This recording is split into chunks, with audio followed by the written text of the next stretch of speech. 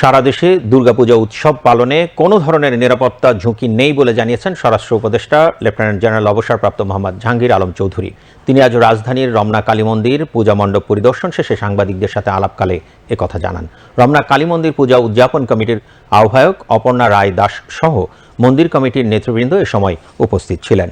সঠিক সংবাদ পরিবেশনের জন্য সাংবাদিকদের প্রতি আহ্বান জানিয়ে এ সময় স্বরাষ্ট্র উপদেষ্টা বলেন, দুর্গাপূজার নিরাপত্তার স্বার্থে সারা দেশে সকল আইনশৃঙ্খলা রক্ষাকারী বাহিনীকে অতিরিক্ত ৮ দফা নির্দেশনা প্রদান করা হয়েছে। দুর্গাপূজা যেন ভালোভাবে হয়, নির্বিঘ্নে হয় এবং শান্তির মাঝে হয়, সেজন্য আমরা বিভিন্ন ধরনের পদক্ষেপ নিয়েছি। আমরা স্বরাষ্ট্র মন্ত্রণালয়ের তরফ থেকে ৮ দফা নির্দেশনা প্রতিটা পূজা মণ্ডপে আমরা পাঠিয়েছি।